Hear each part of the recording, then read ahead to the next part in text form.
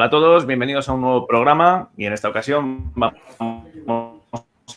a continuar con la serie de dos programas, El Escorial Alquímico, cuya primera parte, pues bueno, tengo que reconocer que me encantó, sé que a la audiencia le gustó muchísimo y aquí tenemos nuevamente a Jordi y a Lucas para seguir desgranando todo el tema. Así que, bueno, pues presentaciones de rigor, chicos, ¿cómo estáis? ¿Qué tal el verano?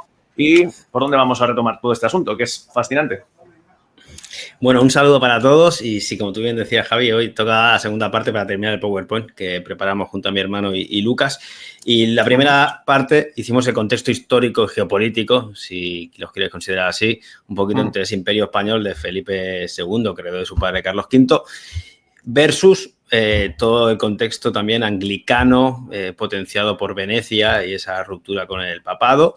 Y a partir de ahí se generan pues esos dos bloques que fueron a la postre los que de alguna forma también se iban a ir para América, iban a conformar Estados Unidos, también los ingleses y bueno, fueron los que se acabaron imponiendo hasta los días de hoy, ¿no? En esta nueva versión geopolítica. Y también estuvimos hablando de la alquimia como conocimiento de las cortes, sobre todo europeas, que se estaban estableciendo. Hay un crisol que ya venía de hacía mucho tiempo albergando y de alguna forma pues Felipe II quiso ponerlo encima de la mesa y crear un Axis Mundi donde este era el centro.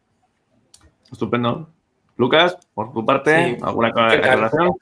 Muy buenas. Buenas a todos, un gusto también estar otra vez aquí compartiendo el tema este del Escorial, que es apasionante realmente. Y nada, la verdad que listos para arrancar con el Power y vamos a darle esta segunda parte, a ver hasta dónde llegamos, a ver cómo acaba. Muy bien, perfecto. Bueno, pues Jordi, si tienes el PowerPoint preparado, yo lo voy a compartir y vamos allá. ¿Te parece? Perfecto, sí, ahí está. Ya lo estamos viendo, muy bien. Pues aquí veíamos, ¿no? San Lorenzo del Escorial, la construcción que se hizo y vamos a retomarlo. Y lo vamos a retomar de una manera como ubicándolo, como municipio del Escorial, que aquí vemos que está situado al noroeste de Madrid y está cerca, pero bueno, Lucas justamente hace poquito que estuvo allá, no puede decir si hay mucha distancia o no para llegar. Yo no he podido estar presencialmente, pero tengo muchas ganas. Hombre, en coche no hay mucha distancia realmente, que puede haber 20 minutos, media hora, más o menos, ¿sí? Con tráfico y todo. La verdad que no, pero me supongo que a caballo seguro que te tirabas todo el día, bien, o quizá igual un día entero y un poquito más de otro, ¿no? Exacto, un poquito ahí entre los montes, no era fácil el acceso. Pues Sí, vamos... Está en un sitio maravilloso, en la Sierra de Guadarrama, es un sitio muy guapo, la verdad. Qué lindo. Pues después de la ubicación, la definición que se dice. Y ahí viene, ¿no?, de por qué tomaron ese nombre del Escorial. Justamente significa donde se han echado o se echan las escorias de las fábricas metalúrgicas. Y escoria vendría a ser esa sustancia vítrea que se queda en ese crisol de los hornos tras fundir los metales, ¿vale? Entonces, al ser martilleada, pues suelta el hierro candente y de alguna forma pues es esa sustancia pues, que nos deja a todos en esa transformación alquímica. Recordad que la metalurgia es la que trabaja con el metal y la siderurgia es la que trabaja con el hierro. Si quieres añadir alguna cosita... Bueno, sí, la verdad que me gustaría añadir que creo, no se sabe muy bien realmente cómo lo han elegido. O sea, ha habido como un comité de diferentes expertos para elegir el lugar donde montar el Escorial. Tenemos que tener en cuenta que Felipe II era un tipo muy poderoso. Y cuando decimos muy poderoso, No sé hoy en día quién podría ser, pero tendría que ser uno de los pesos pesados que podamos señalar para tener una comparación, ¿no? Entonces, claro, si él va a montar semejante obra, que ahora veremos cuál ha sido su intención, o por lo menos cuál intuimos nosotros que ha sido su intención, pues tenía que estar muy seguro de lo que iba a invertir ahí, pues que fuera el lugar preciso, ¿no?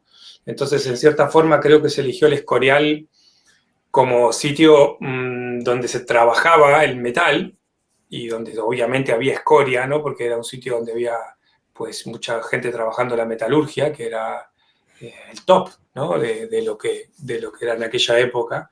Y bueno, creo que como hablábamos pues el directo anterior, el programa anterior, que vamos a decir que Felipe II, su carta estaba gobernada tanto por Júpiter como por Saturno.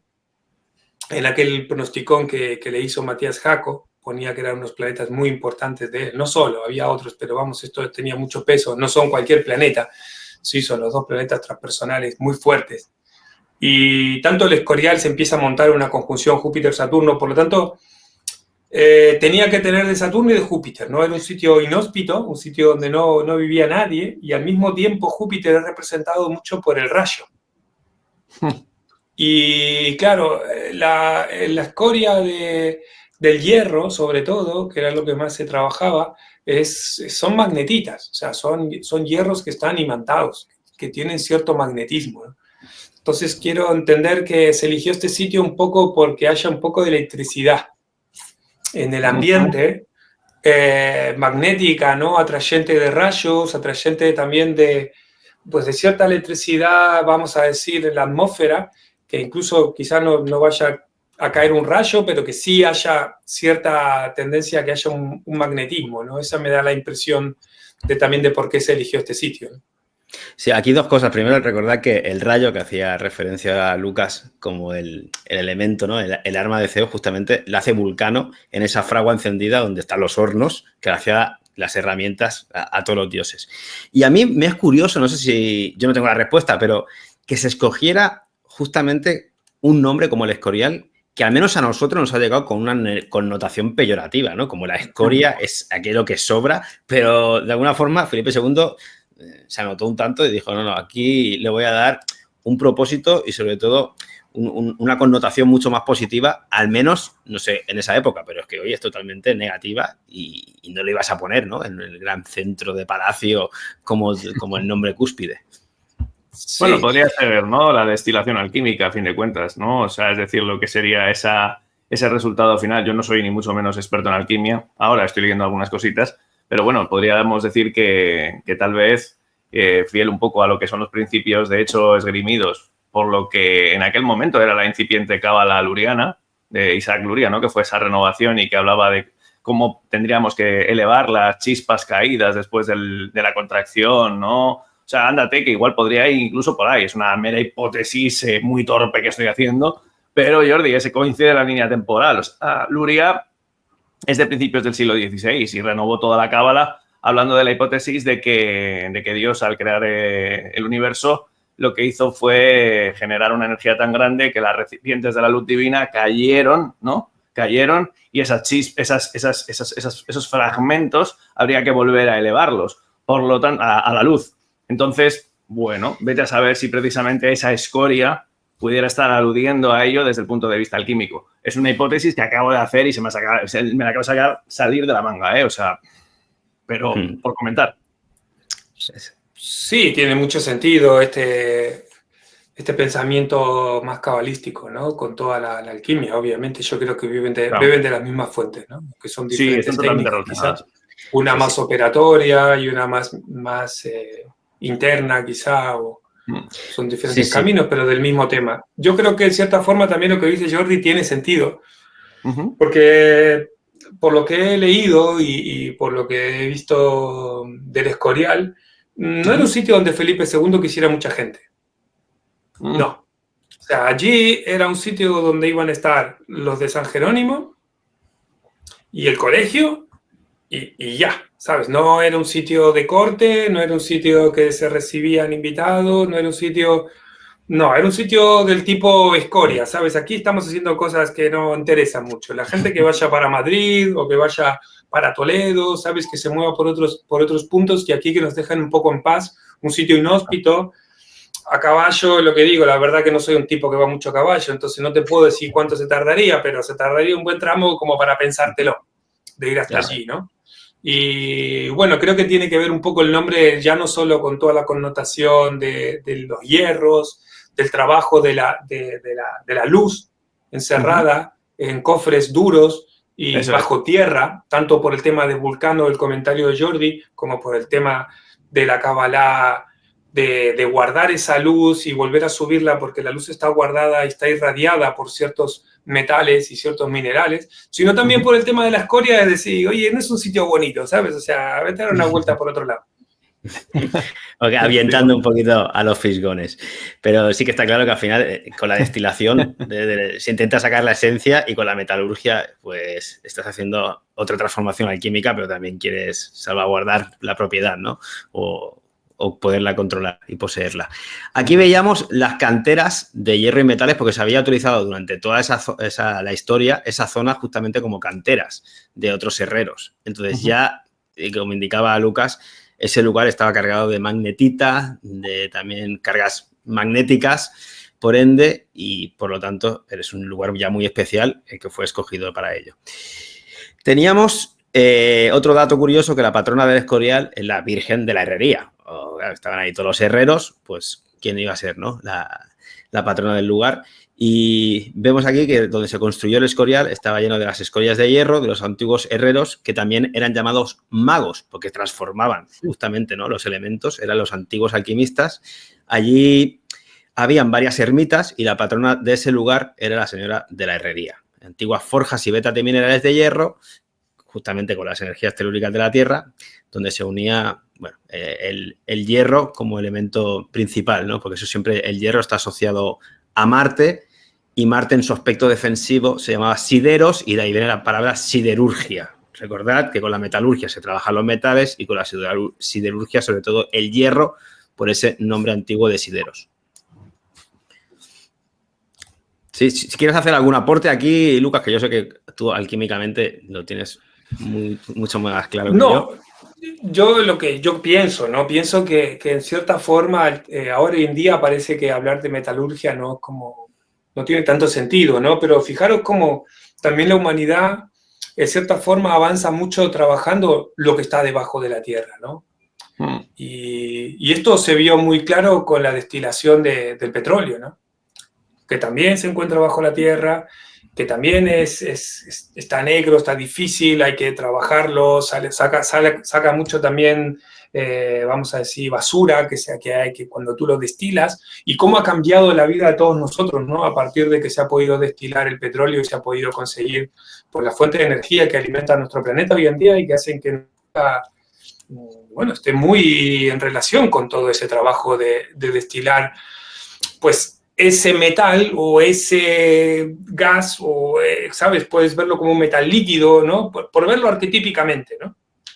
Entonces, claro, antiguamente las hacían, pero bueno, era el hierro, ¿no? Y el trabajo del hierro ha hecho mucho, ¿no? Ha hecho ruedas que aguanten, ha hecho armaduras, ha hecho espadas, ha hecho, no sé, cañones, ha hecho puertas pesadas y duras de abrir. Y bueno, todo ese trabajo ha cambiado mucho la vida de las personas, seguro en aquella época, ¿no? Entonces creo que arquetípicamente casi que seguimos igual, te diría, ¿no? Aunque nos venden la moto de que buscan arriba, no creo que estén buscando mucho arriba, la verdad. Exacto. Los hornos están bajo tierra para la transformación. Entonces recordamos que herrero está relacionado con mago y está relacionado con alquimista en esa transmutación de los elementos. Y el mayor herrero que se conoce en la historia, lo hemos nombrado antes, era Vulcano o Hefesto, que era el dios más feo, era el que se casó además con Venus, que era la más guapa, pero sobre todo era el que le hacía las armas en esa fragua encendida que tenía al resto de dioses. Por eso se llama en Gnosis y en la alquimia, ¿no? La fragua encendida de Vulcano es la transmutación con la alquimia sexual, donde están tus verdaderos hornos en este microcosmos, que ya sabemos que con el panteón de dioses intentaban también extrapolarlo a la naturaleza y entender lo más externo, pero no nos podemos dejar de lado nuestro propio templo interno. El nombre de San Lorenzo.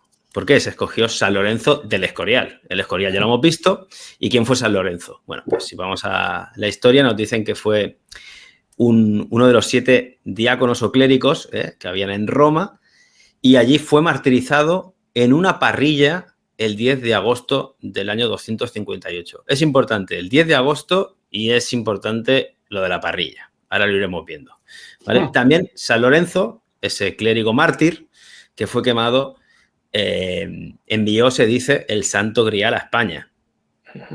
Entonces, estamos hablando de esas reliquias de las cuales después todas las sociedades han querido tener o buscar, hasta acordaros la famosa película de Steven Spielberg con los social nacionales, ¿no? De los alemanes. Y se dice también que la batalla de San Quintín, que fue la que ganó España, ese imperio, ¿no? Ante el ejército francés, tuvo lugar el 10 de agosto del año 1557. Es la única victoria española en la que fue presente Felipe II. Por eso también le tenía gran estima, porque ese día, 10 de agosto, gana la batalla, la única a la que él está en el campo, y por lo tanto, pues dice, ¿quién era el santo ese día? San Lorenzo, pues una más como para tenerle cariño, ¿vale? Acordaos que Felipe II le llaman el rey prudente porque realmente no inició tantas guerras, pretendió más mantener los territorios y también es interesante saber que todas las culturas o han guerreado o han construido. Por eso, como era prudente y no gastaba el dinero en guerras, en expansión, pudo, entre otras cosas, hacer el Escorial como construcción donde derivar todos esos, dineros de los impuestos. Sí. Fíjate que San Lorenzo, ¿no? Así también significa el que guarda el Santo Grial, ¿no? A quien le dan el Santo Grial en un momento dado, cuenta la historia que, invaden, digamos, Roma y, le dicen a él, toma, llévatelo, ¿no? Y cuenta la historia que se lo trae para acá, pues al monasterio, creo que se llama de Santo Domingo, creo que está en Aragón. Está Santo Domingo ahí, de la Calzada, creo que pasa por ahí. Yo pasé en el Camino de Santiago. Sí, yo también, es un sitio increíble. O sea, es una cosa, un monasterio que está metido dentro de la piedra y es una cosa espectacular, ¿no? Pero hace una connotación tanto con esta historia de que es quemado en la parrilla, ¿no? Que no sé si será verdad o si es más bien un tipo de alegoría. Otra vez considero con la metalurgia, con los metales de abajo, con la destilación de toda la luz que está abajo de la tierra y al mismo tiempo como un sitio donde se guardan tesoros, que el Escorial, voy a hacer un pequeño spoiler, es un sitio donde Felipe II se encargó de ir a buscar reliquia tras reliquia, tesoro tras tesoro y, digamos, cosas especiales de este mundo que podía adquirir porque tenía un reinado grande y guardarlas en el Escorial, ¿sí? O sea, realmente el Escorial es un sitio que guarda muchos tesoros y reliquias, ¿no? Como podría ser el Santo Grial. Sí. Culturalmente también nos ha llegado la connotación de que Lorenzo, ¿no? ¿Qué Lorenzo que hace? Es el sol. Justamente está relacionado con ese 10 de agosto que cae en Leo, que es donde el sol también está más alto para nosotros, desde este hemisferio, entre comillas. Entonces, esa relación, Catalina con la luna y Lorenzo con el sol, que también es interesante verlo porque justamente este monasterio del Escorial, donde todo es astro teológico, si queremos llamarlo de alguna forma, los ejes de los monasterios siempre estaban orientados de este a oeste mirando hacia Jerusalén. Y Felipe II decidió, junto con sus arquitectos, que también veremos que eran especiales, desviarlo a 16 grados, de tal forma que los rayos del sol dieran plenamente en la fachada de Poniente el día 10 de agosto, día de San Lorenzo. No le tembló la mano al modificar esos ejes sagrados hasta ahora mirando hacia Jerusalén. ¿Por qué? Porque él lo que quería era hacer un Axis Mundi, donde San Lorenzo también tuviera su importancia, como es el sol, ¿no? Ese astro rey para todos nosotros y también para designar pues, estos momentos cruciales con el cielo, porque lo que estaba intentando era unir el cielo con la tierra.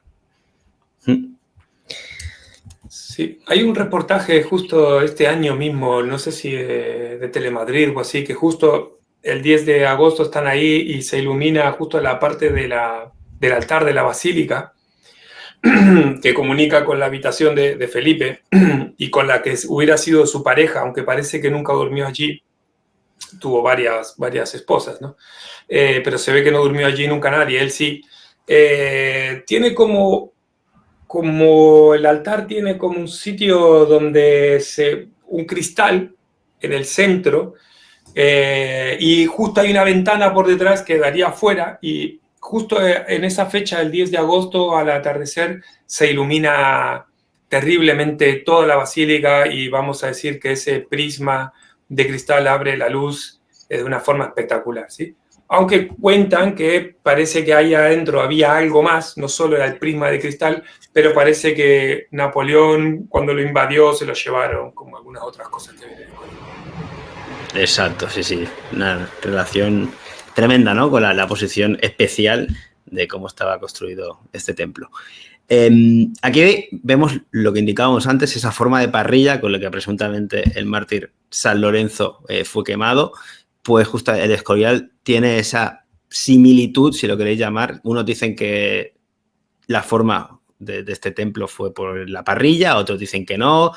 Lo curioso es que realmente aquí vemos también, ¿no? O sea, algo había de relación porque uno de los grabados hacen mención a la propia estructura o parrilla del propio mártir.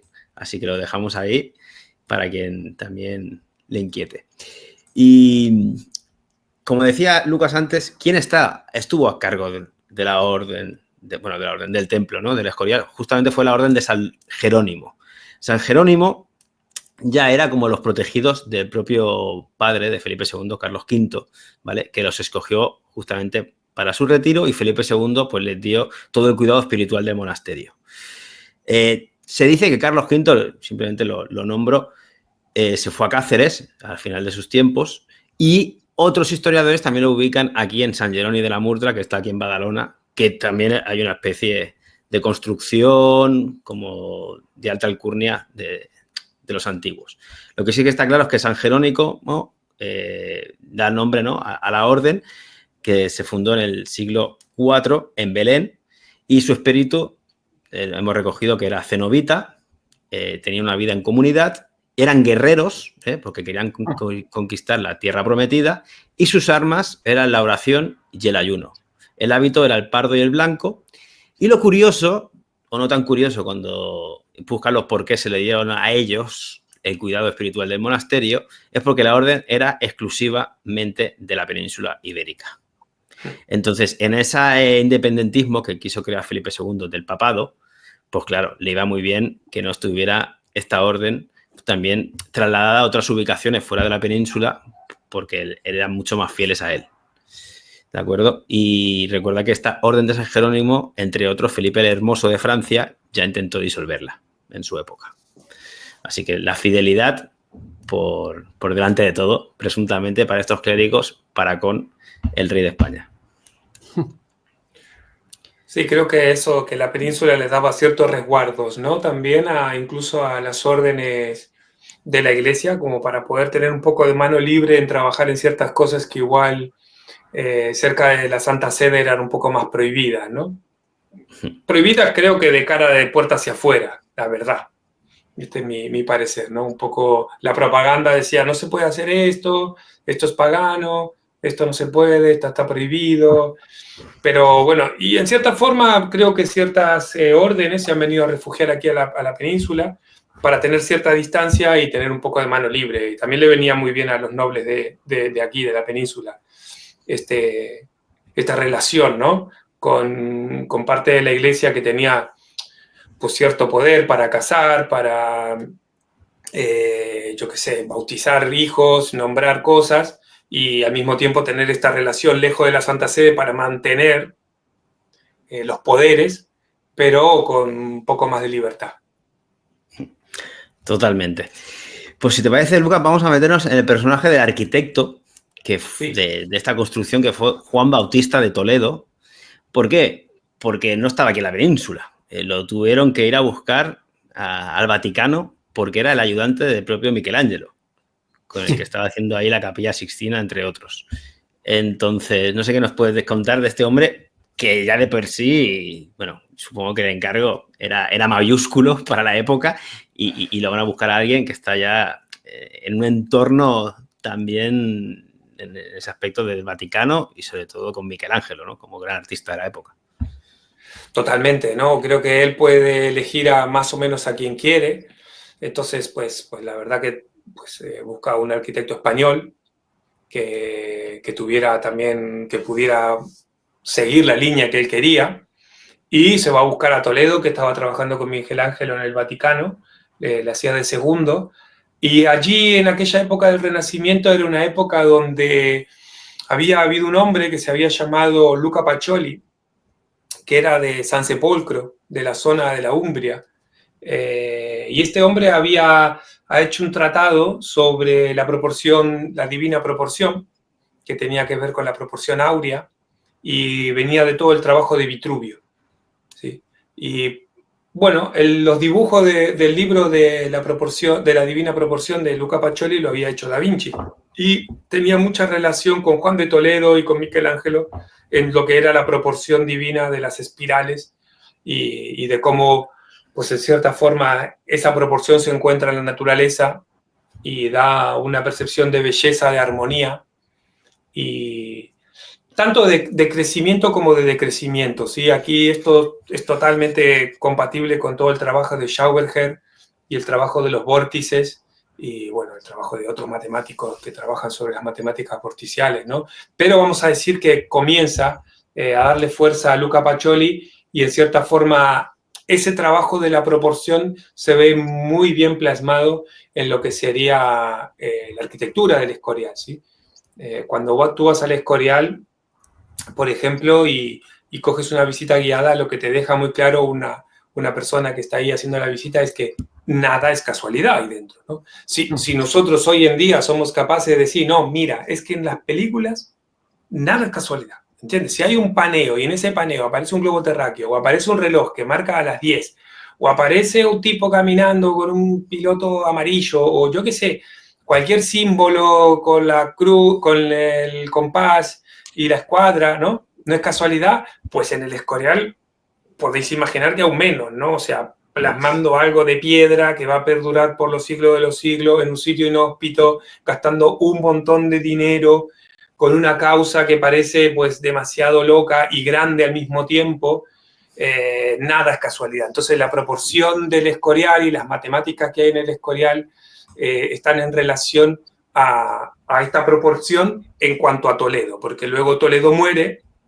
y el que estaba segundo de Toledo, que era Juan de Herrera, coge el mando y allí todo también va a cambiar un poquito en relación más hacia el cubo. Y ahí, bueno, no sé si Jordi quiere avanzar un poquito más con el PowerPoint, ahí las cosas van a pertenecer a la proporción áurea y al mismo tiempo a fijarse mucho en la parte cúbica, en esa figura.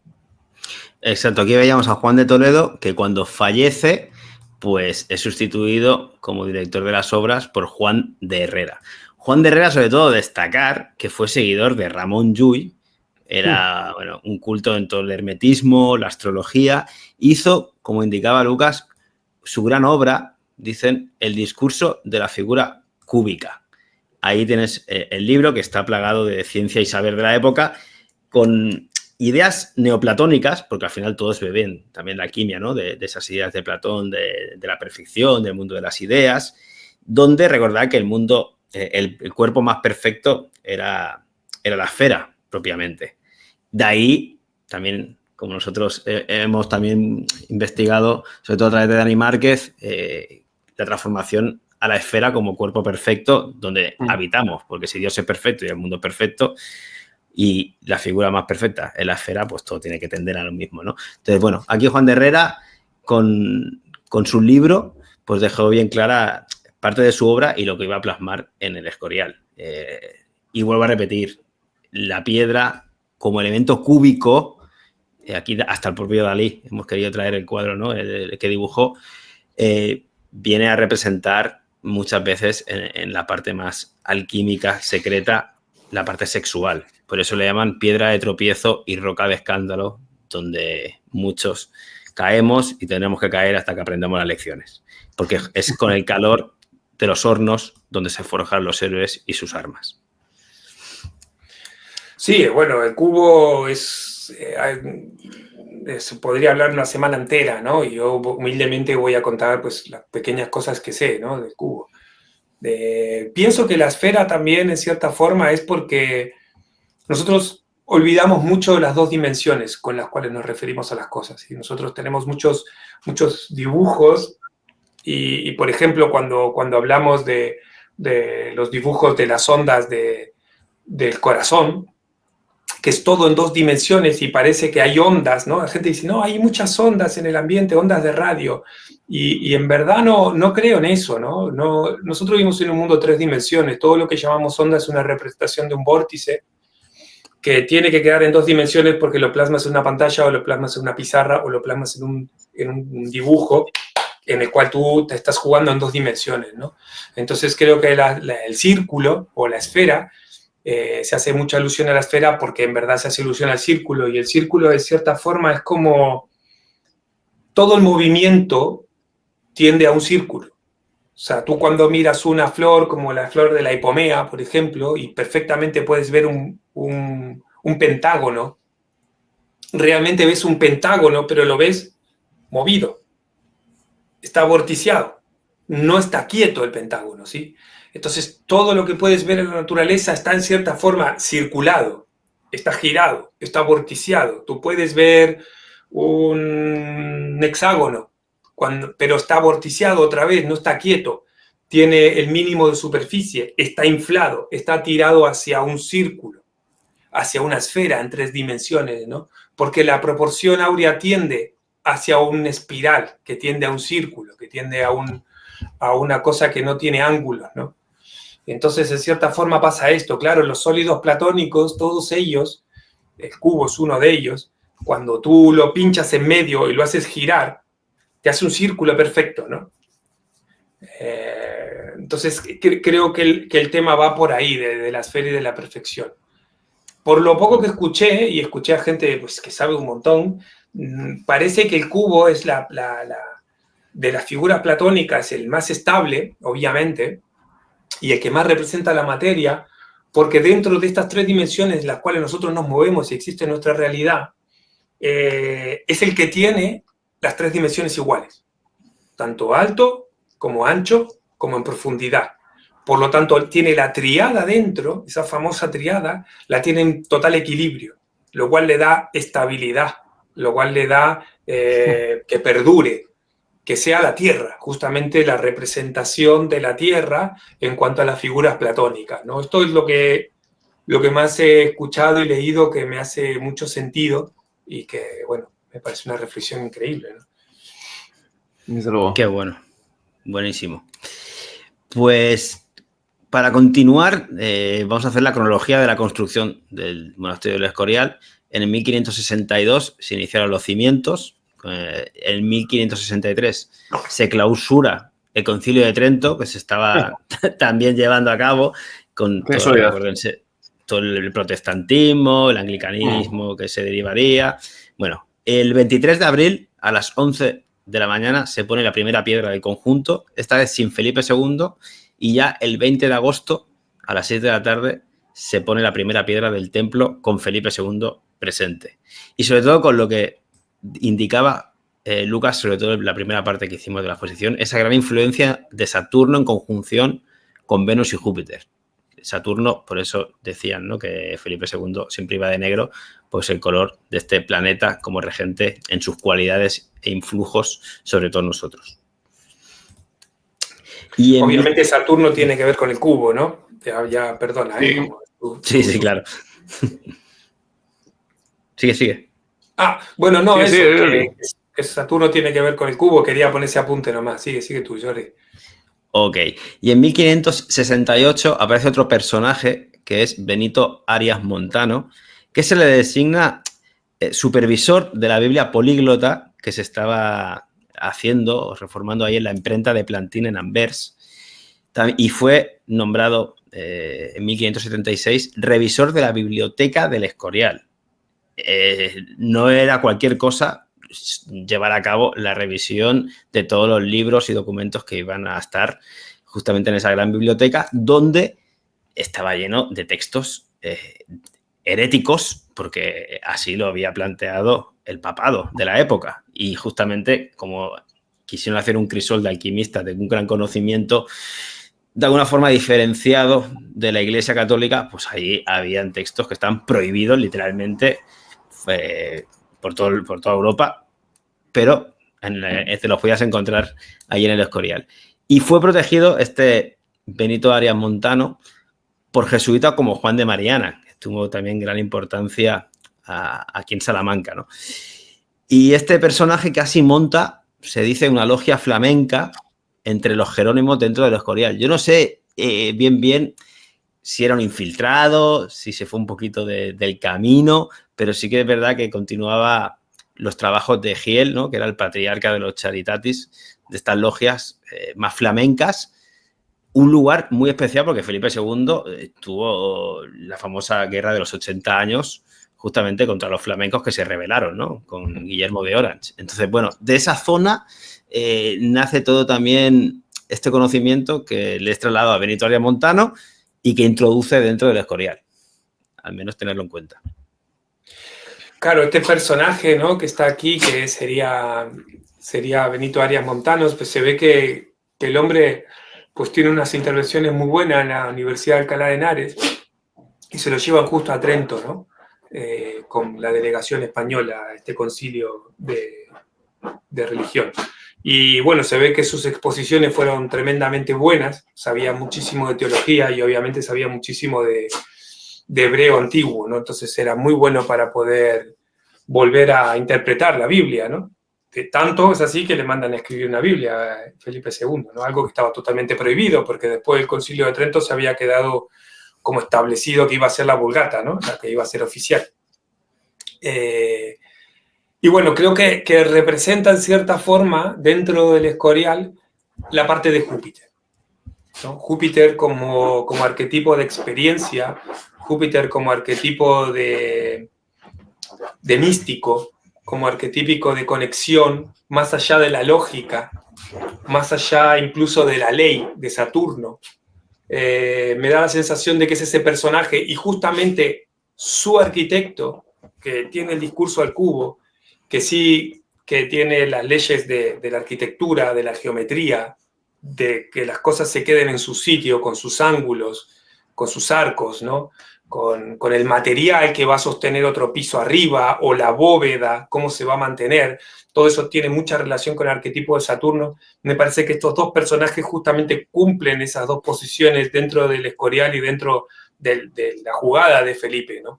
Tiene un jupiteriano por excelencia como Benito Arias Montano, que cuando tú lees sobre él, todo el mundo le respetaba, todo el mundo, nadie se le ponía bravo ni le discutía, incluso, por ejemplo, el padre Sigüenza, que fue uno de los cronistas de todo el trabajo del Escorial, llega a decir, me gustaría ser discípulo suyo y aprender de él, ¿no? Como que también lo veían un poco raro, que el tipo hacía cosas raras, pero tanto es así que la gente quería como ser discípula de él, ¿no? Un tipo con mucho conocimiento. Y bueno, tiene estos cargos que ha nombrado Jordi, entre ellos pues llevar la biblioteca al Escorial y también en cierta forma meter muchas frases en hebreo antiguo dentro del Escorial, cosa que después del Concilio de Trento no hubiera sido lo más indicado, vamos, para lo que se había pactado allí, ¿no? En Trento.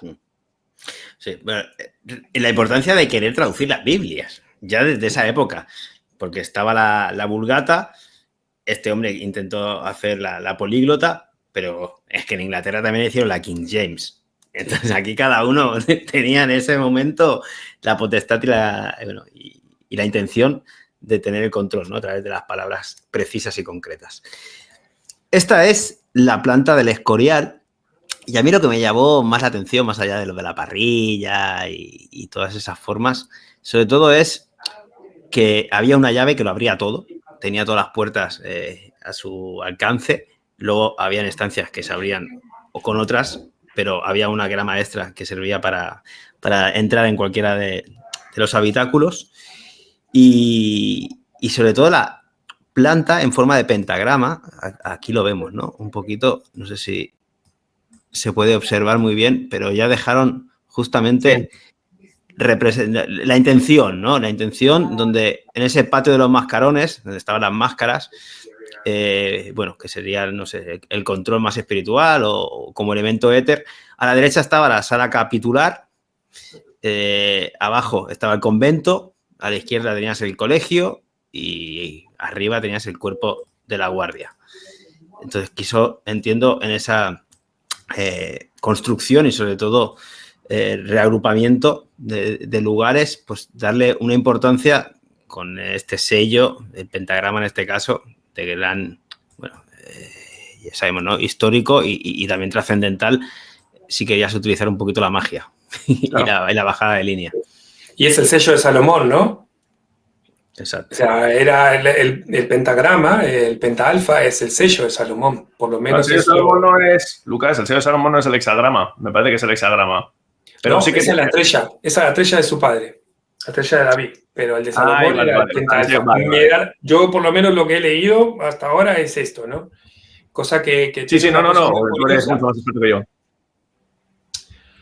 Tiene una cosa muy curiosa que de una estrella de 5 puntas, pues hay un pentágono dentro, y este pentágono vuelve a tener una estrella de 5 puntas dentro, y otra vez vuelve a tener otro pentágono, y otra vez otra estrella, y así hasta el infinito. Cosa como que Fibonacci. Encima, sí, se va invirtiendo encima. O sea, tú tienes la estrella de 5 puntas con una punta hacia arriba, vamos a ir como la que tenemos ahora mismo aquí en el PowerPoint, pero el pentágono que está dentro está hacia abajo. Y la estrella de 5 puntas que vas a sacar dentro de ese está hacia abajo, pero luego de la de abajo va a salir una que sale hacia arriba, y hacia abajo y hacia arriba me da la sensación de que es el número, una representación muy interesante del ser humano. Sí, sería una intersección entre materia y espíritu, ¿no? Constantemente. Sí, porque, sobre todo de la mujer, porque digamos que dentro de una estrella de 5 puntas hay otra estrella de 5 puntas invertida, como nacemos nosotros. Y siempre que seas mujer, siempre va a haber otro dentro, y otro, y otro. Por lo menos la gestación de otro, ¿no? Claro. Pero bueno, esto ya es... Sí, además, fíjate que el patio donde está el de los mascarones, si tiras para aquí dentro, ¿ves? Aquí esto que está en verde, llegarías como a ese tragaluz que une a la estancia real. Entonces, él como que sus lugares tenían ese pasillo lumínico donde podía controlar el resto de paradigmas, ¿no? A su servicio, donde, te repito, la Guardia Imperial tenía la sala capitular, el convento como más religioso y el colegio como conocimiento. Entonces, bueno, esos paradigmas puestos a su servicio, que es donde él tenía sus aposentos, aquí arriba. Dicho esto, la fachada del patio de los Reyes, y aquí viene la gran importancia por si alguien tiene alguna duda de que esto era un nuevo templo de Salomón. Estamos ahora hablando de las estrellas, que si de David de 5 puntas o de Salomón de 6 o a la inversa, pero lo que sí que está claro es que aquí observamos a 6 reyes de la antigüedad, donde en el medio está Salomón y David, pero que quiso dejarnos justamente con el resto, ¿no? Con nuestros 4 reyes, donde se puede ver justamente, allá no recuerdo los nombres, tienen que estar por aquí, sí, en la fachada de la iglesia son Salomón y David en el centro, y en los laterales tienes a Josías y Manasés, y Josafat y Ezequías, que fueron monarcas, todos ellos reformadores, que suprimieron a los sumos sacerdotes. Un poquito como hizo Akenatón en egipcio, pues aquí en la Biblia se explica en el Antiguo Testamento también como ciertos monarcas quisieron quitarle el poder, ¿no? a justamente esos sacerdotes que habían obtenido tanto a lo largo del tiempo y limpiar el templo de inmundicias, que se dice. Entonces aquí siempre tienes la batalla espiritual con la más terrenal, la que hace el rey contra el sacerdote, contra el papado, que es lo que quiso llevar a cabo Felipe II, porque se pensaba que estaba por encima del propio Vaticano, no solo teniendo libros que están prohibidos por él mismo, ahí en ese crisol alquímico, sino también a la hora de gestionar la geopolítica internacional. Entonces, él pretendía hacer un Axis Mundi donde ya no necesitaba ningún pontífice, ninguna institución que le tuviera que relacionar con Dios, sino él mismo se otorgaba ese poder aquí también en la tierra. Por eso la cara, los rasgos de Carlos V y Felipe II son más que evidentes en las figuras, en las estatuas que se dibujaron, como David y Salomón, que están ahí en el centro. Pero de la mano del resto de los 4 otros monarcas reformadores que le quisieron quitar poder justamente al sacerdocio. Vaya declaración de principios. Muy de acuerdo, sí, yo también pienso que ahí lo que se estaba cosiendo era esto, ¿no? Y tuvieron su pulso, ¿eh? Tuvieron su pulso, sí, se echaron un pulso. Y creo que en aquel momento al reino de España, ¿no? El reino de Felipe, que también era rey de Jerusalén, ¿no? Y por eso también toda esta cuestión de Salomón y David y todo este pulso que le echa el Vaticano, creo que le tenían, en cierta forma, tenían mucho miedo y mucho respeto y le hicieron la jugada por el otro lado, ¿no? Tuvieron que hacer una jugada por el lado de Inglaterra y por el lado de Ámsterdam. Porque si no, no sé qué hubiera pasado, vamos. La historia hubiera sido otra. Una pregunta, porque no lo desconozco. ¿El título de rey de España siempre está relacionado con rey de Jerusalén o es cambiable? No sé de dónde viene. No creo que esté ligado a la figura propiamente del lugar. Sí que ya hereditariamente, pues igual se ha consolidado. Habría que buscarlos, no recuerdo. Igual tiene que ver algo con... A ver, no, por especular, igual tiene que ver con la orden de la jarretera, puede ser. Porque, claro, es una sociedad secreta muy potente y, bueno, como sé que Felipe está ahí... No, pero bueno, por añadir la nota de color. Sigue, Jordi. No, tuvo que ver porque defendió las tierras, ¿no? España mandó muchas tropas y fueron a defender. Yo creo leer que tenía que ver con esto, ¿no? Que en un momento dado, pues no te puedo decir ahora qué rey, pero vamos, uno de estos reyes potentes de España, pues manda tropas y defiende tanto el Vaticano, que lo ha hecho varias veces. Sobre todo Felipe también lo ha hecho, ¿eh? Y bueno, defendiendo también Tierra Santa, mandando tropas, pues en un momento se gana el título pues de rey de Jerusalén, ¿no? Porque se ve que a manos de tropas españolas o a cargo del reino de España se defienden esas tierras y no les quedan otra más que reconocer y decir, pues mira, como nos han salvado el culete, pues tenemos que darte este título, ¿no? Sí, han andado buscando y se ve que procede de los tiempos de las cruzadas. Y también un poco de lo que fue la expulsión de los moriscos en el 1492, bueno, en fin, otra historia. Sigue, Jordi, que está muy interesante. Para terminar esto de la fachada, simplemente el contexto, puntualizar lo histórico, ¿no? Salomón, que si venía a ser Filipo II, el padre de Salomón fue David, que fue el que inició de alguna forma la construcción del templo, que venía a ser representado por Carlos V, pero el anterior monarca que gobernó en el Antiguo Testamento a Salomón y a David fue justamente Saúl, que Saúl fue ungido por Samuel. Hasta antes de Saúl no había en la Biblia rey. Por eso dice Samuel, os arrepentiréis de tener rey porque hasta ahora simplemente yo como sacerdote y personaje que habla directamente con Yahvé, con Dios, ya os doy, ¿no? las indicaciones a seguir. Pero bueno, hacen un sorteo porque el pueblo hebreo quiere a un rey y sale Saúl, que después pierde el favor de Dios, bueno, ahí se lo da a David y después David también acaba perdiendo el favor de Dios y se lo dan a Salomón. Pero esa es un poquito la triada histórica del Antiguo Testamento. Felipe II, como indicábamos antes, también se enfrentó a la Iglesia porque él se considera que estaba muy por encima de la misma, tanto militarmente como también económicamente y en cuanto a conocimiento. Fue el único representante de la voluntad de Dios en la tierra, por eso se creía el rey del mundo, se creía el Salomón histórico y, entre otras cosas, mandó al duque de Alba, que fue el que también reprimió toda la revolución de Guillermo de Orange en Flandes, ese duque de Alba, a silenciar al Papa Paolo IV sobre el derecho de los estados italianos. ¿Vale? Y también Felipe II pues, fue el artífice de esa tercera fase del Concilio de Trento, de la contrarreforma contra el mundo anglosajón y protestante.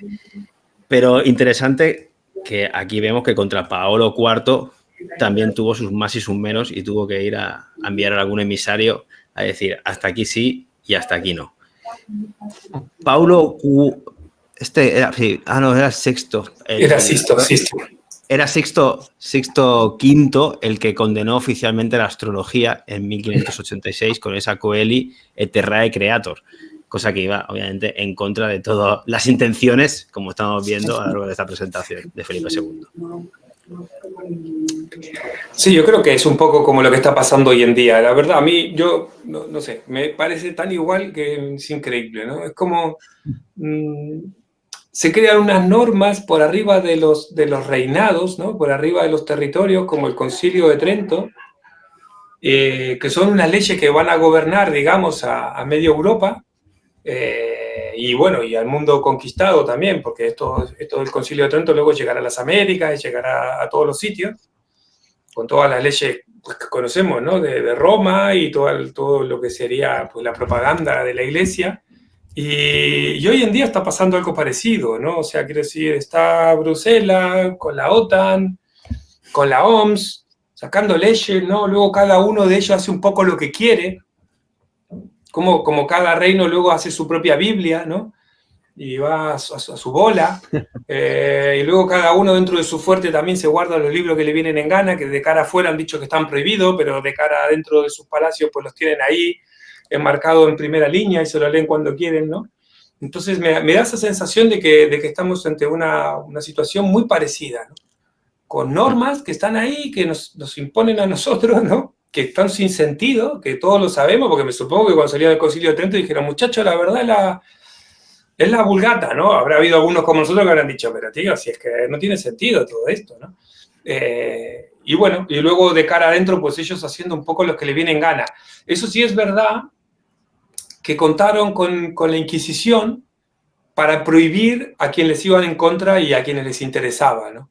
Entonces, en ese sentido, ahora creo que también con todo este tema de las fake news y un poco de lo que está chequeado, no está chequeado, también hacen esto, ¿no? Como que está estos sitios como YouTube o diferentes tipos de plataformas, llámale Instagram, llámale, lo que sea, Odyssey o WhatsApp o lo que sea, donde se mueve información, pero tienen sobre la manga la mano de poder prohibir, ¿no? Por el peligro de difundir ideas raras, de que no sé qué, de que la gente en verdad se está haciendo de oro, ¿viste? Difundiendo ideas raras. Y ellos no, ellos van en SEAT, ¿viste? Conducen un SEAT, ¿no? Ellos no difunden ideas raras, son nosotros, ¿no? Los que hacen dinero con estas ideas raras. Y entonces me parece igual, ¿no? Me parece igual que tienen en esta mano la mano de hierro para prohibir y dar un golpe sobre la mesa y al mismo tiempo dar rienda suelta a ver un poco dentro de sus territorios qué podían hacer. Bueno, sí, hasta... Sí, yo, perdón. No, los entresijos, a saber cómo funcionan, ¿no? Esos niveles, pero bueno, al menos intentar reseguir las pistas. Como indicaba Lucas, también había muchas obras de arte dentro del Escorial y Felipe II se quiso rodear de las mismas y al menos una de las que más nombre tiene es el Jardín de las Delicias del Bosco, que se dice que en los últimos días se los pasó ahí en una de las habitaciones con ese cuadro, pues esperando el momento de desencarnar, porque estaba un poquito obsesionado. No sé qué nos puedes contar, Lucas, más allá del cuadro, del tríptico que todos conocemos, ¿no? Como esa obra maestra renacentista, pero estaba con una obsesión tremenda. No sé, ¿qué le podía llegar, ¿no? a transmitir? Yo creo que como lo definió antes Javi, ¿no? Creo que la historia está en buscar esa luz, ¿no? Que está por arriba de la materia, ¿no? Ya sea tanto a nivel interno, como tú decías, transformar esa energía sexual, esa energía de la parte inferior de nuestro cuerpo, más animal, más de los intestinos, ¿no? Y poder llevarla pues, a ideas más divinas, como en el tema de los metales, como en el tema de la destilación del petróleo, como en el tema de poder atrapar la luz a través de pantallas, como tenemos hoy en día, y que viaje la información por el éter, en el Ethernet, y al mismo tiempo los pintores también han buscado lo mismo, ¿no? Atrapar la luz dentro de un cuadro, ¿no? Al final, justo este cuadro de Jardín de las Delicias del Bosco no es el más indicado, pero los otros que están dentro del Escorial, que están pintados, son muy oscuros. Tú te tienes que poner delante del cuadro y esperar un rato hasta que el ojo se te vaya acostumbrando para empezar a ver desde ese amarillo y ese rojo que representan ciertas velas o ciertos fuegos o cierta iluminación del cuadro, porque, vamos, estos artistas intentaban atrapar luz dentro de sus cuadros para poder representar una imagen, ¿no? la verdad que sería imposible para mí interpretar El Jardín de las Delicias del Bosco porque es que no tengo ni idea, me parece fascinante. Siempre que voy a Madrid intento pasar por el Prado a verlo, me quedo delante del cuadro el tiempo que me haga falta y creo que, vamos, me podría quedar días enteros viéndolo porque es hipnótico, ¿no? Es impresionante. Pero no podría yo interpretarlo, sería, vamos, sobrarme. En ese sentido, le recomiendo a todo el mundo que vea dos análisis muy buenos, uno de nuestro querido Enrique, de Exponiendo la Verdad, y otro que es fascinante, que es un análisis de un canal que siempre recomiendo, que es Revelando el Velo, que tiene un contenido maravilloso y que tiene un análisis impresionante de lo que él, al fin de cuentas, considera una obra alquímica, ¿no? Entonces, bueno. A ver, Jordi, que te veía que estabas marcando la tapa del tríptico, porque, bueno, pues parece que representa un toroide, ¿no? O algo así, o con un plano de inercia, o no sé, hay algo ahí. No sé, la interpretación cada uno que se la haga. Lo que sí que se dice es eso, que quedó Felipe II, bueno, obsesionado con este cuadro y de alguna forma estaba muy asustado los últimos días de su vida porque pensaba que John Dee le había echado como un maleficio. John Dee, hablamos un poquito la semana pasada, sí. Era como el mago que estaba en el otro bando, que era el de Inglaterra, y bueno, justamente era también un gran conocedor, ¿no?, de todos estos conocimientos. Felipe II y Isabel I de Inglaterra mantuvieron una relación inicialmente cordial, pero se deterioró hasta convertirse en una profunda rivalidad, diferencias religiosas, la ambición de Felipe II, dicen otros, por expandir el poder español, y los intentos de Isabel por mantener la independencia de Inglaterra, con la mano veneciana por detrás, ya lo sabemos todos, fueron los principales detonantes de esta tensión que culminó en las guerras anglo-españolas y con un episodio que yo creo que le han dado más importancia de la cuenta, que es la Armada Invencible, cuando llevaron a todos los barcos a invadir Inglaterra, y se dice que ahí queda obsesionado un poquito Felipe II porque no se puede entrar en Inglaterra por el mal tiempo, bueno, unas circunstancias que, bueno, se difundió que fueron de alguna forma invocadas por John Dee para que no se pudiera dar justamente esa victoria española, que después España tuvo otras victorias. Por ejemplo, Inglaterra se fue a intentar invadir el norte de España, Galicia, y ahí sí que fueron otra vez expulsados. Pero como esa leyenda negra ha tenido también que tener tanta participación con todo lo malo que hizo España en el mundo en esa época, pues le han querido dar también los que han escrito esa historia la importancia, no sé si merecida o no, pero sí que desmesurada, de la derrota de esa armada invencible en las costas inglesas. ¿Cuándo fue, Jordi? ¿Cuándo fue? ¿Sabes más o menos sobre qué fechas? Sería el ¿En verano? Sí, ya lo voy a buscar. Sí, búscalo, no sé si era verano. No lo sé. No, ¿sabes lo que pasa? Que lo digo porque es que no podía. Antes se me ha olvidado comentártelo, no lo podía evitar cuando estabas hablando del 10 de agosto de San Lorenzo. Sí. No me puedo evitar acordar de ese poder de la magia, ¿no?, que hace que en el mes de Av, en el 9 de Av, siempre suceden cosas. Y el mes de Av es entre julio y agosto, ¿sabes? Tenía que comentarlo, ¿eh? Puede ser, podríamos añadir siempre está ahí. Algún apunte. Sí, claro. Sí. Pero la importancia de este tipo, John Dee, que ahora lo veremos, ¿no? Pero recordemos que era matemático, astrólogo, ocultista y navegante, consejero de la reina Isabel I de Inglaterra, y se dedicó a la alquimia, adivinación y filosofía hermética. Hizo expediciones también en busca del paso del noroeste, por haber acuñado el término del Imperio Británico, y John Dee se sumergió en los mundos de la magia, la astrología, y se intentaba comunicar con los ángeles. Pero el personaje que era la mano derecha de la reina de Inglaterra, le llamaban el hechicero olvidado que derrotó a la Armada Invencible y fue padre de James Bond. Aquí la obsesión de que la derrota española y que se decía que John Dee había puesto de su magia, ¿no?, para que aconteciera y nos pudieran rehusar. Y autografiaba las cosas con 007.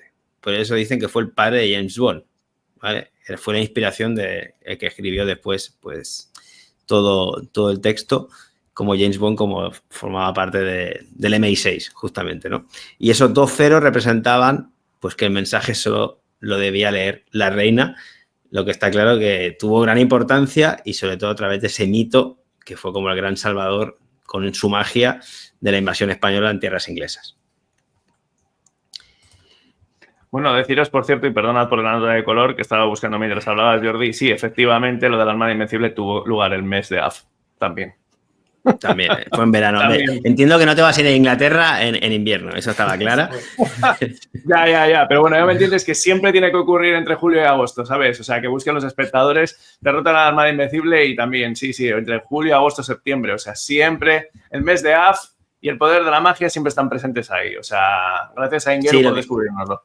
Sí, lo que pasa es que en ese aspecto, en el poder de la magia se ve como el pueblo, que se presume como el verdadero, es golpeado. Y en ese caso, Inglaterra, que fue a través de los venecianos y del pueblo judío, no tuvo esa derrota, justamente fue una victoria para ellos. Pero bueno, entiendo el punto. Ya. ¿Sabes? Que por cierto, aprovecho para decir que si algún día hay ocasión, ya vi que hicisteis la presentación, tu hermano y tú, en el canal de Juan Racalinga, me parece que era, ¿no?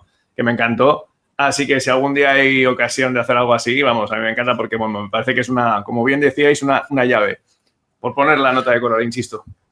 Sí, es muy interesante. Todo está relacionado, Jordi. Todo está relacionado.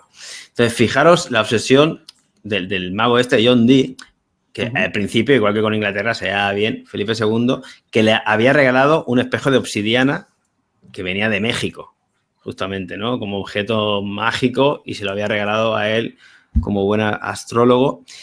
Y John Dee ya intentó ser contratado por Carlos V, el emperador, el padre de Felipe II, como astrólogo personal. Lo que pasa es que lo desechó la oferta.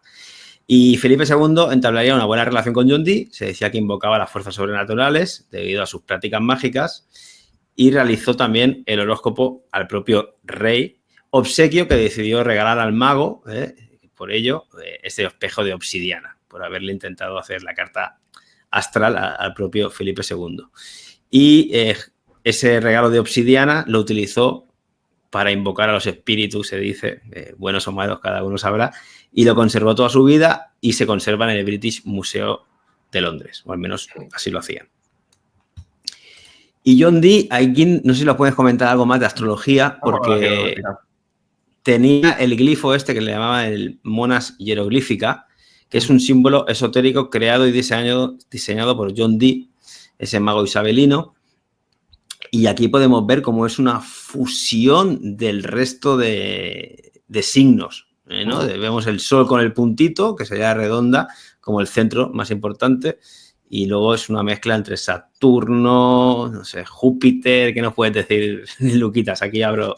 Sí, bueno, ahí tiene el libro, ¿no? Un libro que tenía dicen que tenían copias tanto Juan de Herrera como Felipe, este mismo libro que era de John Dee, y que lo estudiaban bastante, ¿no? Porque al final estaban en la misma búsqueda, ¿no? Se cuenta que John Dee estuvo buscando el idioma primordial, el idioma antiguo, pues haciendo uso de lo que se conoce como cábala, ¿no? Por lo menos esa parte de la cábala o teurgia. Y bueno, no sé si lo ha conseguido, por lo que cuentan parece que no. Tanto Juan de Herrera parece que él también pertenecía al círculo del Escorial, que era un círculo hermético muy parecido al que habías tú nombrado de los Flandes, que eran los charititas.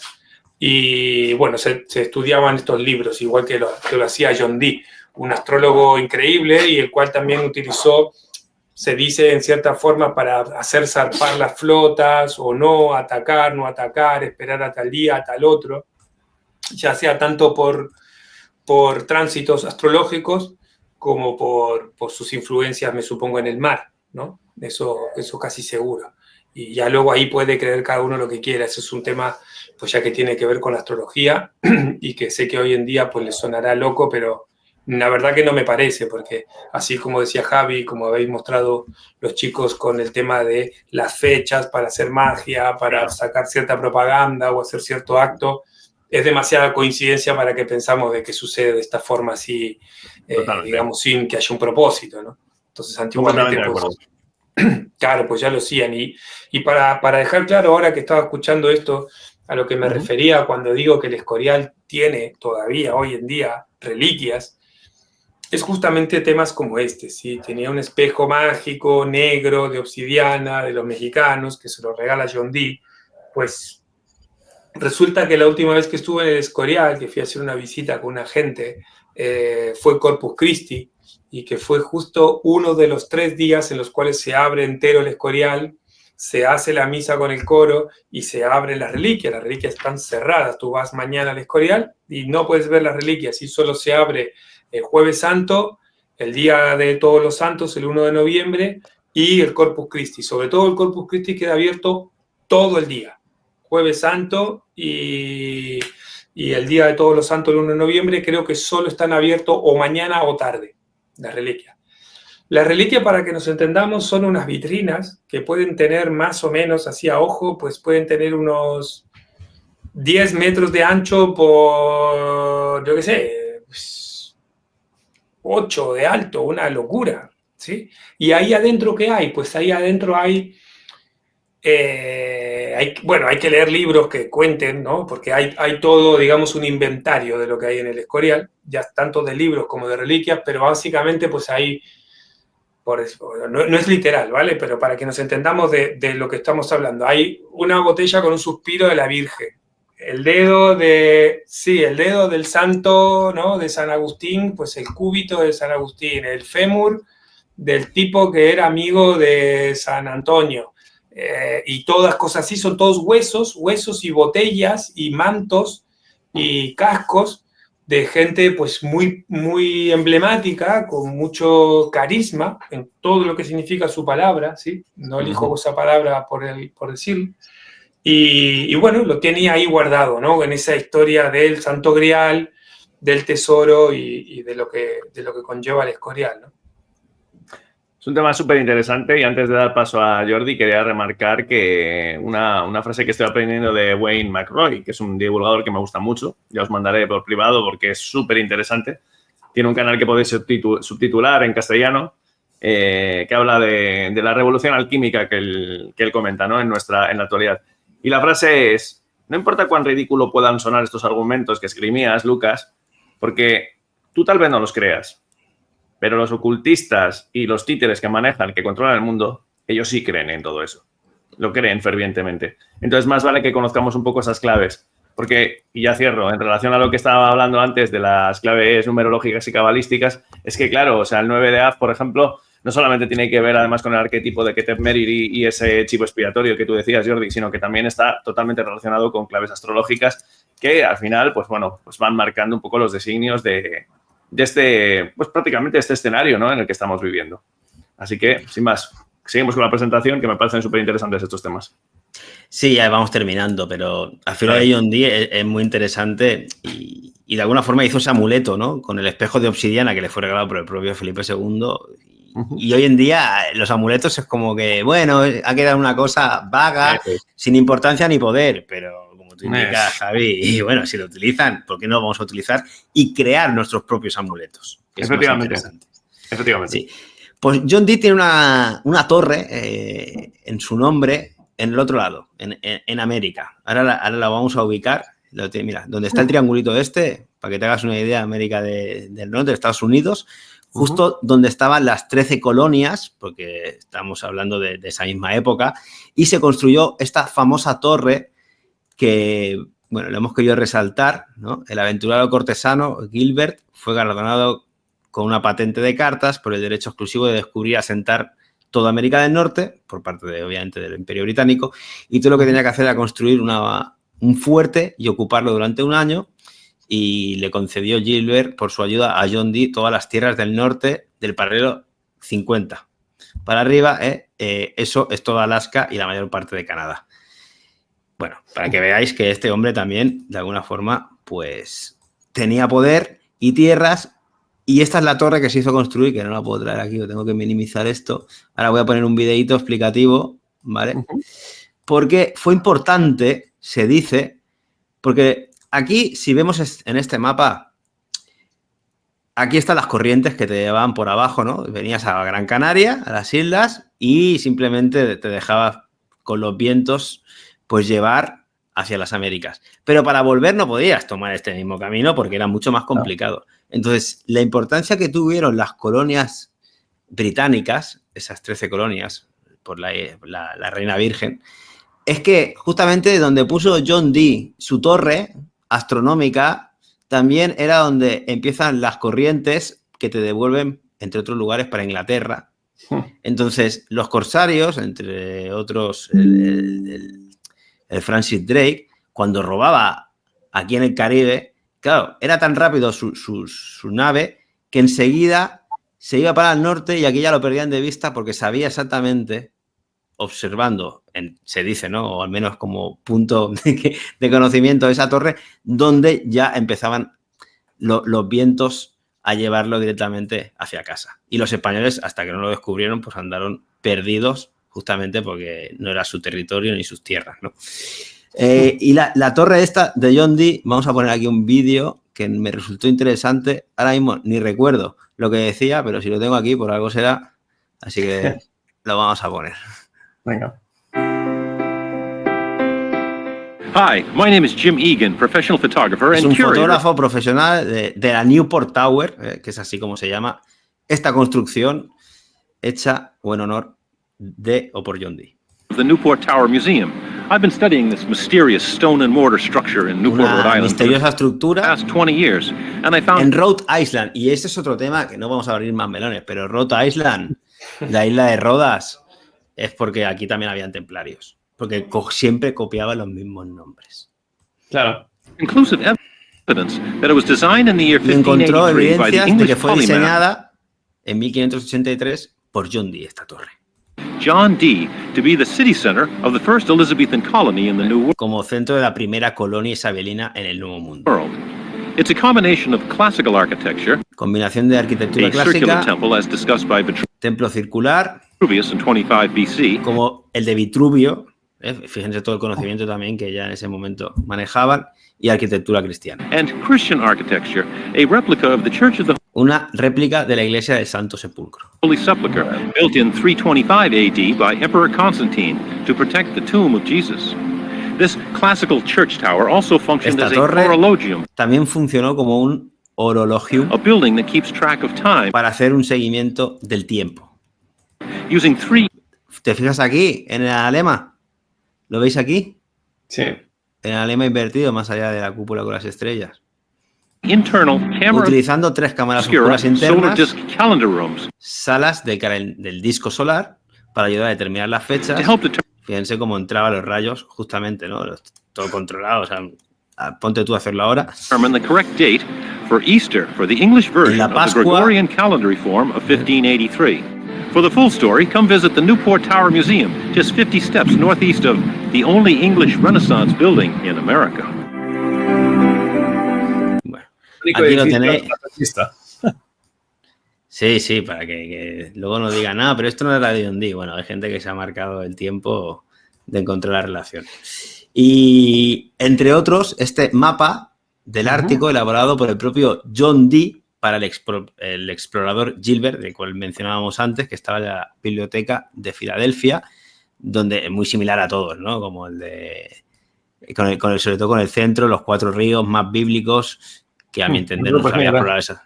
Exacto, y el Monte Rupert Nigra, como supongo, historias que en ese momento pues se contaban como algo verídico, más allá de que ojalá pudiéramos tener el conocimiento pleno. Ojalá. No sé si quieres indicar alguna cosita, Lucas, porque solo queda ya hablar de la leyenda negra. Sí, no, bueno, la verdad que eso, que el Escorial también tiene sus puntos para seguir el sol, obviamente marcados, y tiene sitios donde se ve pues todo el seguimiento del zodíaco para calcular los meses, ¿no? Obviamente también lo tiene, ¿no? Y esta torre de John Dee es bastante interesante. Bastante. Es un personaje muy, muy oscuro y muy hermético este hombre, ¿no? John Dee. Igual que Agripa, que había sido también cronista de Carlos V. Bueno, era una época de mucho cambio, ¿no? Justo del Renacimiento, vaya.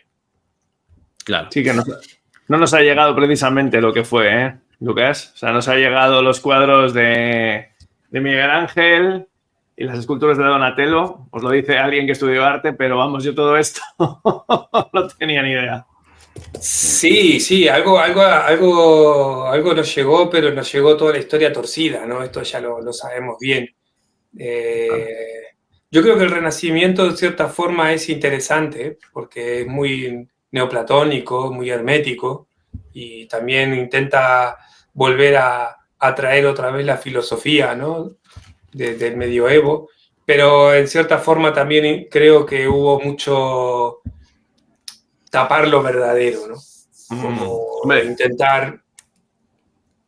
Sí, no, iba a decir simplemente que la raíz si te fijas, la raíz de lo que fue el empirismo que comienza en el 17 se remonta, ¿no?, al Renacimiento, y a partir de ahí luego un siglo después tenemos en el 18 la Revolución Industrial y al final nos plantamos en nuestra época. Entonces sí podemos observar diferentes hechizos que nos han ido lanzando a la hora de poder ensalzar determinadas épocas que tal vez, como bien comentabas con respecto a John Dee, pues podrían ser bastante más oscuras a la hora de crear ese despojado espiritual que nos ha conducido a la actualidad. A lo que, mira, antes os nombraba a Wayne McRoy.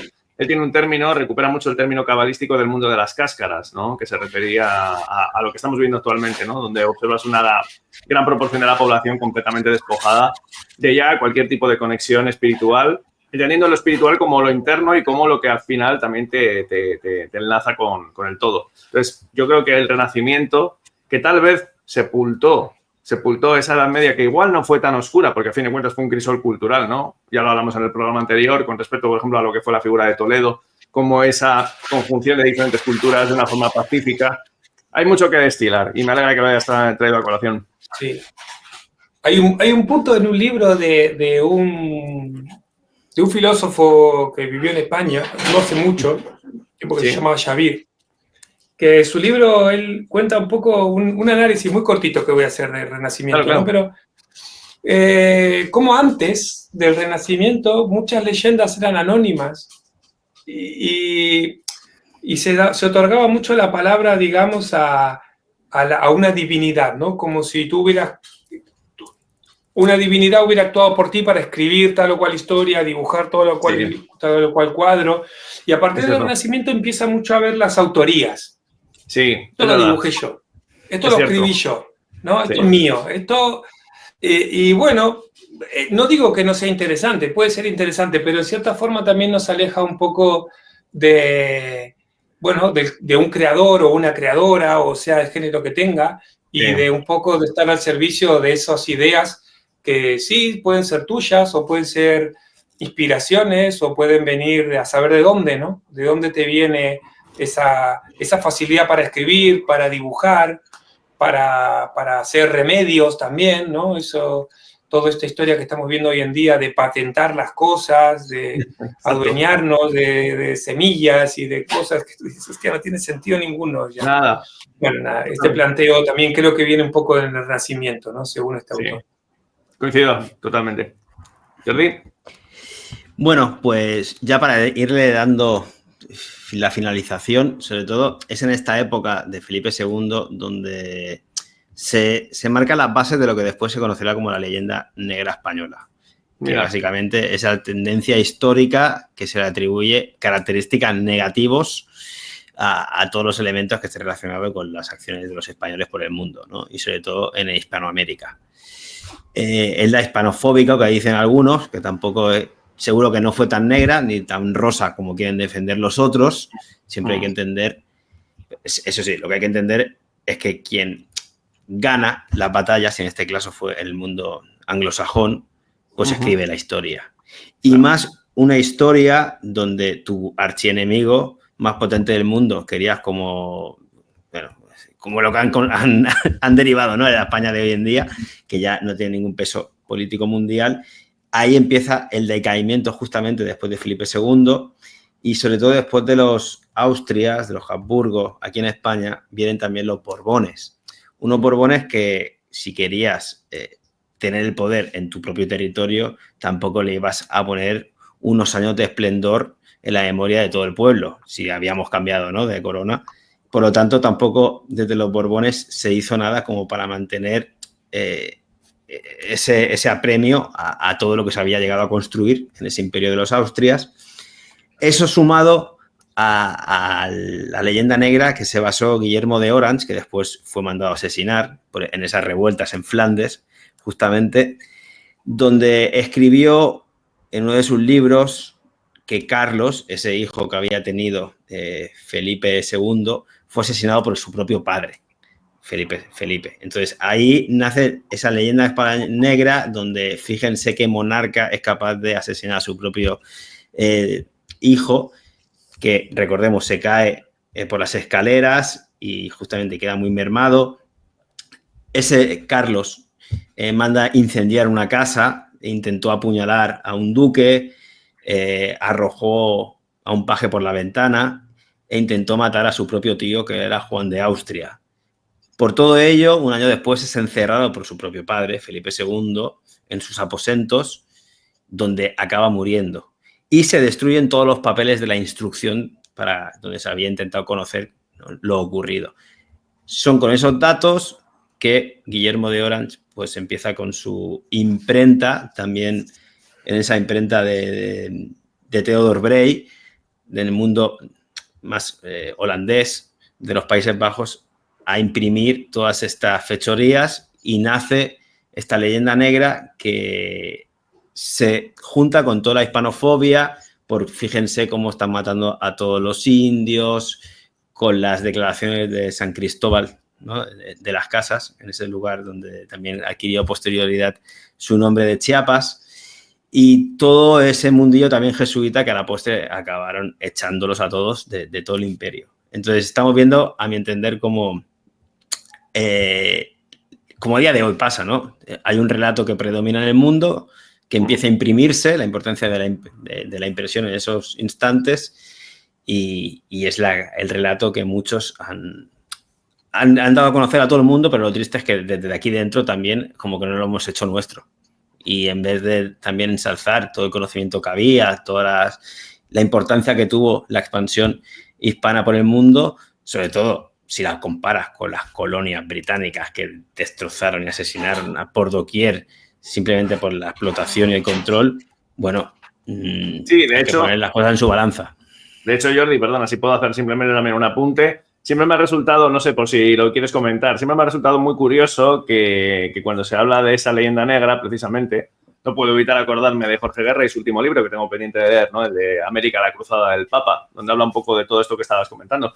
Pero lanzar una cuestión así por complementar lo que dices, y es que me llama mucho la atención que se habla mucho de las atrocidades, que no niego que hubiera muchas en lo que respecta a la parte española y también portuguesa en Sudamérica, en lo que se conoce como Latinoamérica, pero claro, ahí sí nos ha quedado remanentes de, bueno, pues de ciudades. Vosotros mismos habéis estado en Machu Picchu, del Imperio Inca, Azteca, etcétera. Yo me pregunto una cosa, y es una reflexión que hace poco hacía con un amigo. ¿Y qué pasa? ¿Que en Norteamérica no había nada de eso? Solamente tenemos que creernos que había tipis. O sea, lo digo en serio. Lo planteo porque tal vez vete a saber qué pudo ocurrir ahí arriba que no nos ha llegado. Porque no me creo que en Sudamérica tuvieran ese esplendor y en el norte solamente hubiera tienditas y bisontes.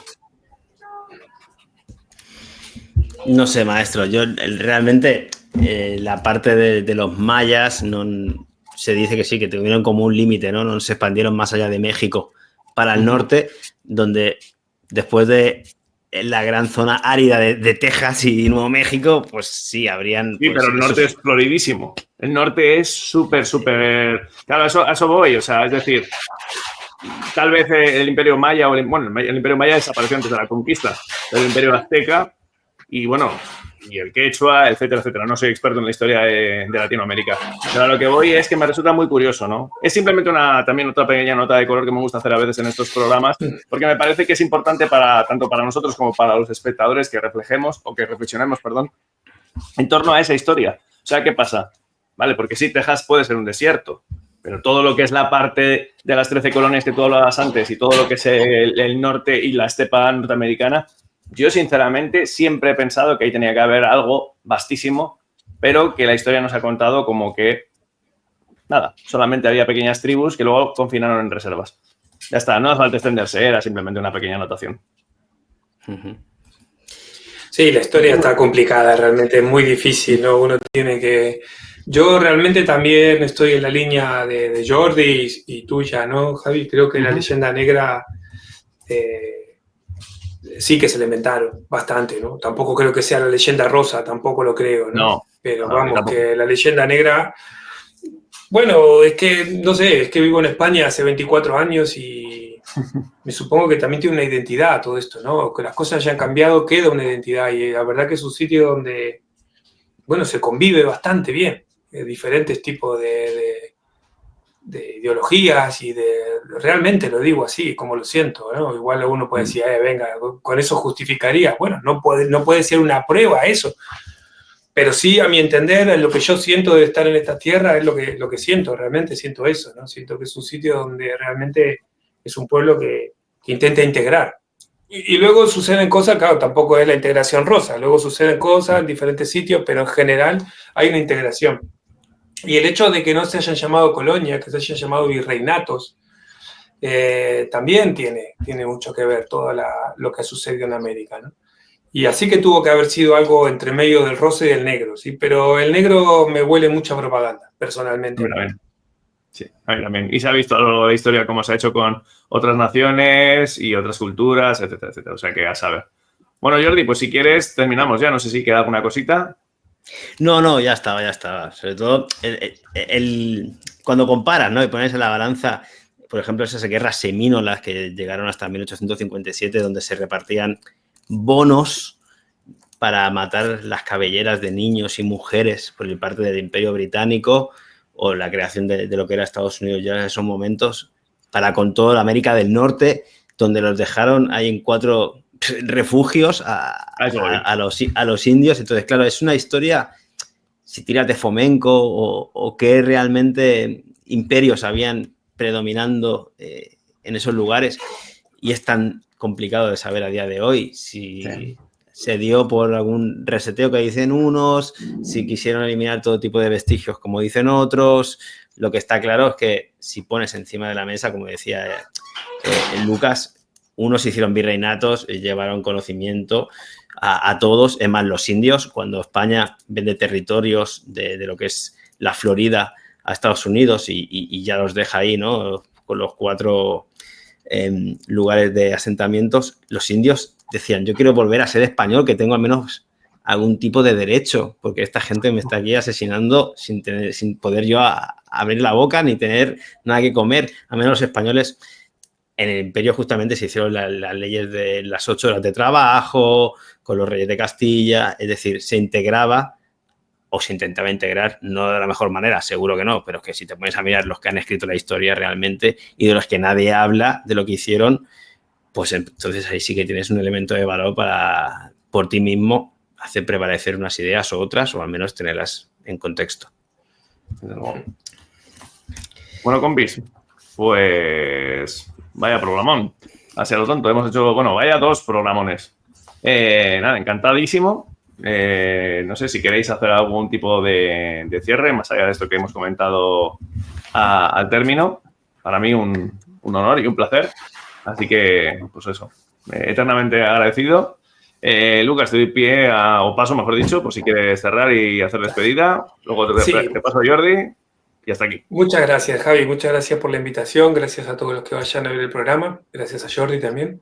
Y nada, yo lo único que quiero decir es que estos 2 programas son solo un poquito de lo que uno puede estudiar en Escorial. Realmente, de verdad os lo digo. Es decir, que tenga ganas de meterse en una historia, que encima es en un sitio donde es una bisagra de la historia, como el Renacimiento, como el siglo XVI, ya sea el Concilio de Trento, ya sea la corona de Felipe, luego se quedan con el reino de Portugal, ya sea con las Américas y todo el tráfico con las Américas, ya sea con la escritura de las Biblias, lo que sucedió con los Flandes y luego con el Imperio Británico, Paracelso y toda la medicina que se coge de Al-Ándalus aquí en Europa, que si no te lo acabas, ¿no? Y es verdaderamente maravilloso estudiarlo. Realmente le puedo decir a las personas que es un tema para meterse y gozárselo.